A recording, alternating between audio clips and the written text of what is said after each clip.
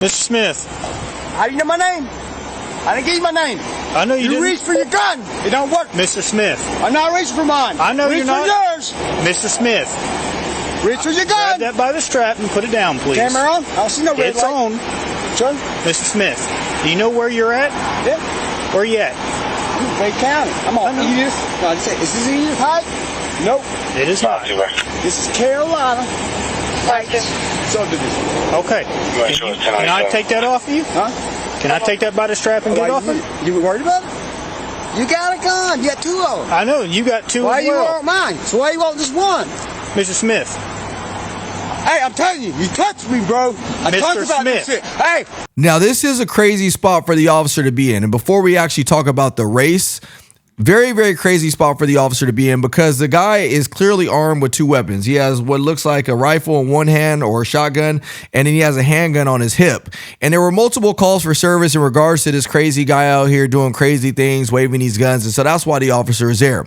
So if you're an officer watching this from a tactical standpoint, these are one of the places where it might be wise to slow things down. Even though it sounds like the officer may know him, he may not, but regardless, these are the times where you may slow it down, wait for your other partners to arrive on scene, and it's not wrong for you to put this guy out at gunpoint because he has multiple deadly weapons, and at any given moment, he could snap and try to use that against you. So you want to try to get as much advantage back over the suspect as you can since you're already at a disadvantage because you don't know what he wants to do. Let's continue to watch the video. Hey, one more. Hey, grab it. Don't you touch it. Don't. No fear, Man, I got one at gunpoint. No fear. Put it down. Put it down. Now, you saw the guy reach for his gun multiple times. The officer pulls out his gun, and now there's a decision that's going to have to be made. But I want to ask you as a viewer do you think it's too late for the officer to pull out his firearm and use that deadly force?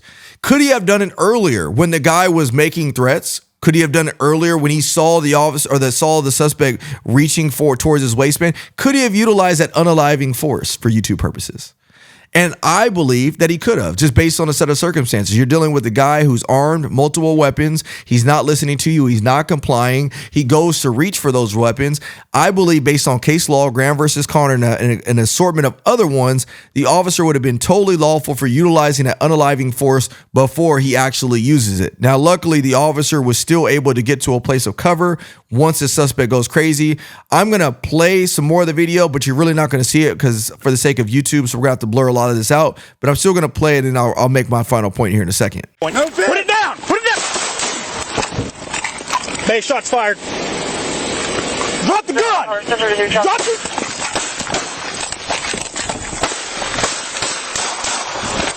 So the suspect is firing at the officer's firing back at the suspect, and ultimately that suspect is unalived based on the level of force that he presented to the officer. So good use of force here. We know it. The officer is well within reason to do it, well within the law, well within his policy, I'm sure.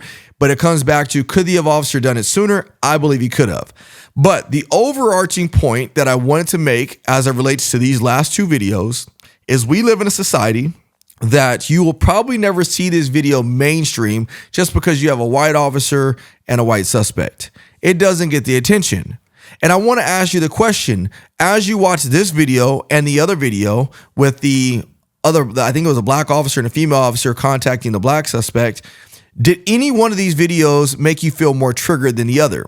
Now, if you're honest with yourself, if you're being honest, you may say, yes, this one was more triggering because the suspect was black or whatever it may be. Who knows? For some of you guys, they may not have been triggering.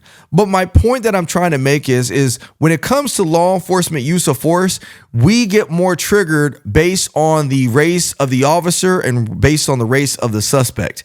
And we have to start looking at these videos and saying, let me remove the race for a second and let me just look at the context of what's involved in what I'm watching in these videos. So that way I know I can make an educated assumption of what I'm actually viewing. And if you do that, you will be in a much better place knowing the fact that, hey, you know what? This has nothing to do with race and everything about the suspect's actions that led up to the encounter.